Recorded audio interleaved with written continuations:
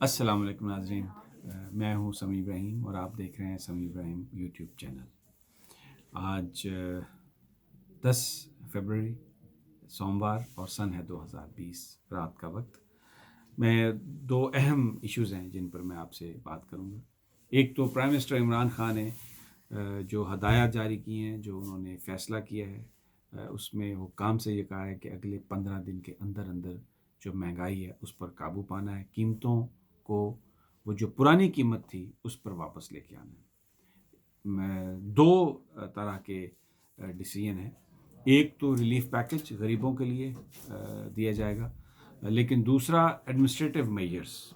मैं आपको पूरी उनकी तफसील आज बताऊंगा कि किस तरीके से इमरान खान ने इस फैसले को इम्प्लीमेंट करने का इरादा किया है और अपनी इंटेंशंस बिल्कुल वाज़े कर दी हैं। और इसके साथ साथ उन्होंने जो पार्टी के अंदर क्रैकडाउन किया है, जिसमें मुख्तलिफ इंटरेस्ट ग्रुप्स जो थे उनकी वजह से पार्टी को भी नुकसान पहुंच रहा था और गवर्नेंस के हवाले से जो मिसकंसेप्शंस बन रहे थे उसका भी उन्होंने फैसला किया है कि बड़ा सख्त नोटिस लिया है। और बहुत से लोग अंदर हो गए हैं, बहुत से लोग कोर कमेटी से बाहर हो गए हैं अमली तौर पर। आपको आज उनकी तफसील से भी आगाह करेंगे। दूसरी जानब अलाइज़ के साथ जो मामलात हैं तहरीक इंसाफ के, वो बहुत बेहतर अंदाज में हल होते हुए नज़र आ रहे हैं। बहुत सारे लोग जो पहले ये कहते थे कि ये इमरान खान साहब की हुकूमत दिसंबर में चली जाएगी, अब उन्होंने ये कहना शुरू कर दिया कि वो मार्च में चली जाएगी। तो मैं आपके साथ आज पूरे फैक्ट शेयर करूंगा और आपको ये बताऊंगा कि ये किसी दीवाने का ख्वाब तो हो सकता है कि ये हुकूमत मार्च में चली जाएगी। हकायक हमें कुछ और कहानी बता रहे हैं। ये मार्च में भी हुकूमत रहेगी, इस महीने के इस साल के एंड में भी रहेगी, अगले साल मार्च तक भी इस हुकूमत के रहने का इम्कान है, क्योंकि इमरान खान साहब बिल्कुल जिस अंदाज में तुल गए हैं चीज़ों को आगे ले जाने के लिए, उन्होंने हर तरह के कंप्रोमाइज़ से बिल्कुल उन्होंने इनकार कर दिया और कहा है कि जो करप्शन है उसके खिलाफ जारी रहेगा हमारा जहाद, कोई कंप्रोमाइज़ नहीं किया जाएगा और किसी को भी बाहर नहीं भेजा जाएगा। मैं उसका भी ज़िक्र करूँगा, उस कहानी का भी आपके साथ। अलाइज़ के साथ जो मीटिंग हुई वो तो मैं आपको बताऊँगा कि क्या उनके साथ तय हुआ। लेकिन सबसे पहले आ जाते हैं महंगाई। वैसे दुनिया भर में महंगाई है। मैं अभी रिसेंटली सऊदी अरब में था, वहाँ पर भी 2 साल पहले जो तेल की कीमत थी, आप ये देखें कि 35 पैसे 40 पैसे लीटर तेल बिक रहा था।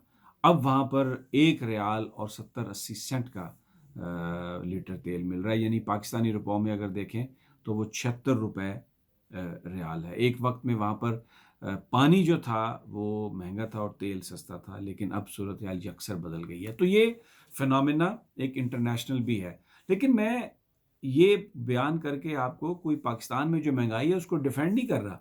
जो मिस गवर्नेंस है, जहाँ जहाँ हुकूमत की कमियाँ हैं, मैं उसको कोई डिफेंड नहीं कर रहा।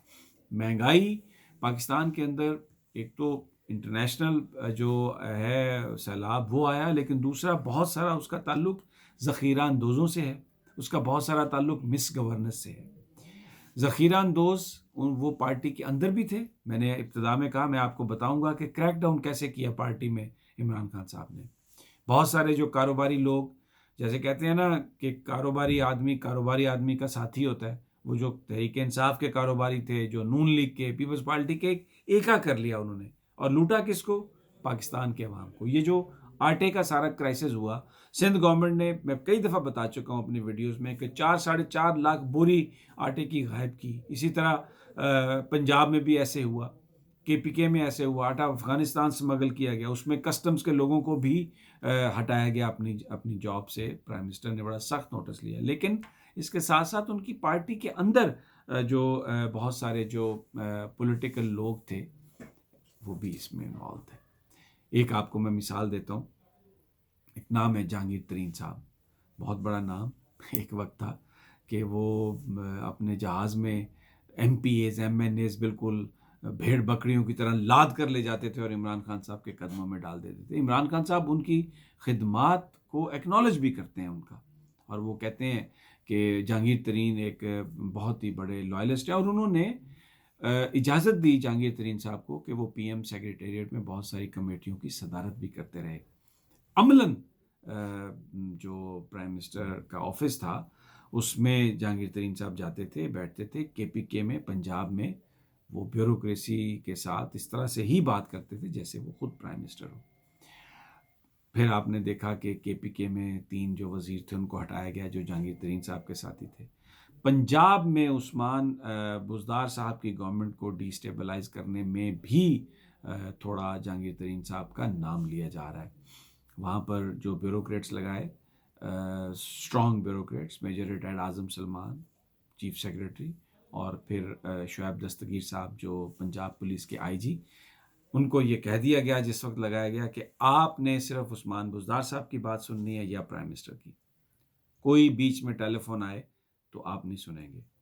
और वो फिर हमने देखा कि जहांगीर तरीन साहब का जो असर था वो कम हुआ, खफा होकर वो इधर उधर भी चले गए।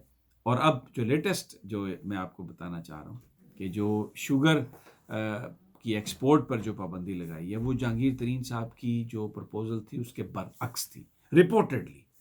और वो जहांगीर तरीन साहब जो लोगों को प्राइम मिनिस्टर के साथ मिलवाते थे, उनका टाइम दिलवाते थे, अब वो खुद किसी से रिक्वेस्ट करके तो 10 मिनट का उन्हें मुलाकात का टाइम मिला। यानी जो मुलाकात हुई अभी, वैसे तो जो मीटिंग्स हैं उनमें वो शिरकत करते हैं, लेकिन अलहदा जो मुलाकात हुई वो सिर्फ 10 मिनट की हुई। और ज़रा हमें बताते हैं कि उसमें प्राइम मिनिस्टर साहब ने सारी बातें बता दी कि बहुत सारी चीज़ों में जहांगीर तरीन साहब आपका नाम आ रहा है, क्योंकि ज़रा ये हमें बता रहे हैं कि कुछ कॉल्स इंटरसेप्ट हुई, कुछ मैसेजेस इंटरसेप्ट हुए जिसमें कुछ तब्दीली की बात थी, कुछ इस तरह के रोल की बात थी कि वफाक में अगर कुछ इस तरह का मामला चलता रहे, इंस्टेबिलिटी जारी रहे, तो उससे जहांगीर तरीन साहब का या कुछ लोगों का ये ख्याल कि उनकी अहमियत बनी रहेगी, उनका उनका जो एक जो वो एक पावर होती है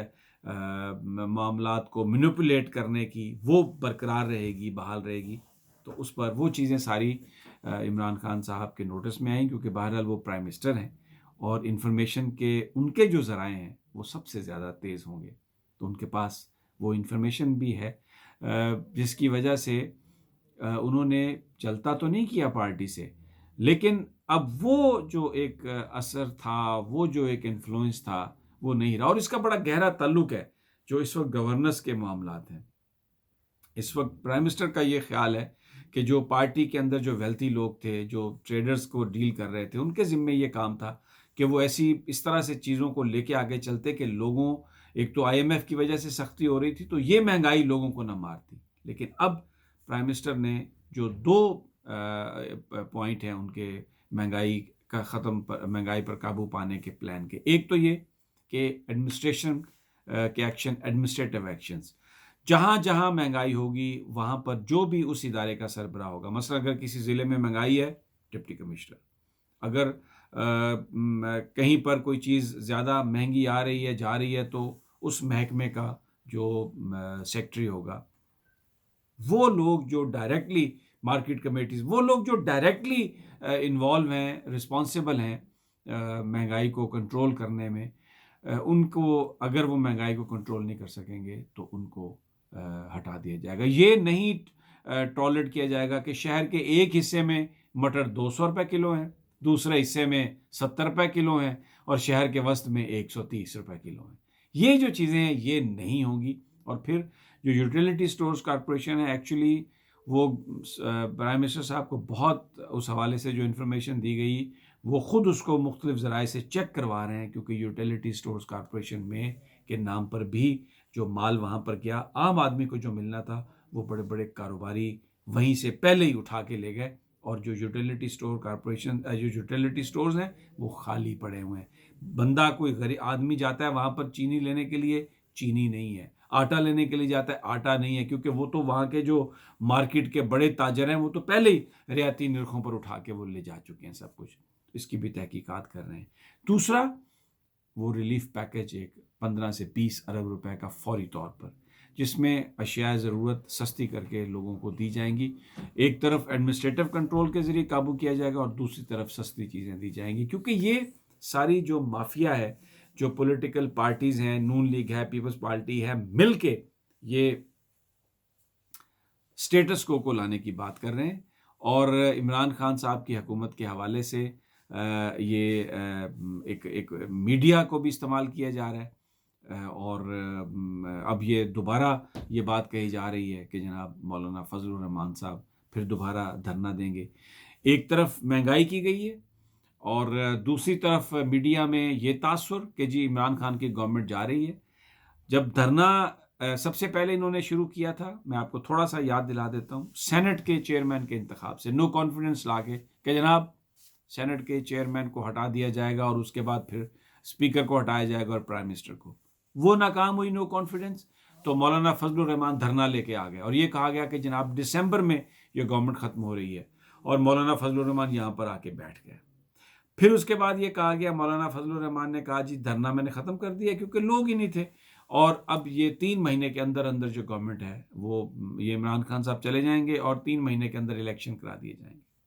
अब मौलाना फजलुर रहमान फिर आ रहे हैं और ये कह रहे हैं कि मार्च में मैं आऊँगा, और उसके साथ साथ मीडिया में नई तारीखें आना शुरू हो गई कि जी मार्च में इमरान खान साहब की गवर्नमेंट ख़त्म हो जाएगी।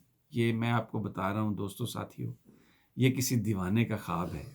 ये जो बात है कि मार्च में ये गवर्नमेंट ख़त्म हो जाएगी, ये लफाफा है, ये माल, ये इस पे मत जाए कि ये बात कौन कर रहा है, ये सिर्फ माल की आवाज़ है। इमरान खान एक स्टेटस को के ख़िलाफ़ एक ताकत है पाकिस्तान की, पाकिस्तान के अवाम उनके साथ हैं, और ये एक मसनूई तौर पर महंगाई बर्पा की गई है, मसनूई तौर पर मीडिया के अंदर एक प्रोपेगेंडा इस तरह से किया गया है, और अब ये बात कि जी मार्च में इमरान खान साहब की गवर्नमेंट चली जाएगी, ये उसी प्रोपेगेंडे का हिस्सा है जो पिछले कई माह से, बल्कि उस वक्त से जिस वक्त से इमरान खान प्राइम मिनिस्टर बने हैं, वो मशीनरी उस वक्त से काम कर रही है। लेकिन खान ने, जो हमारी इत्तला है, झुकने से इनकार कर दिया है, अपनी पार्टी के अंदर भी क्रैकडाउन किया है, और जिन लोगों का नाम किसी भी स्कैंडल में आया है उनको पीछे डाल दिया है। एडमिनिस्ट्रेटिवली ये कहा है कि जो जो अफसर नज़र आएगा कि उसके तहत जो काम हो रहा है वो ठीक नहीं हो रहा, उसको भी रिमूव कर दिया जाएगा, और आवाम को एक 15 से 20 अरब रुपए का रिलीफ पैकेज। नाज़रीन, अगली वीडियो तक इजाज़त दीजिए। अल्लाह ने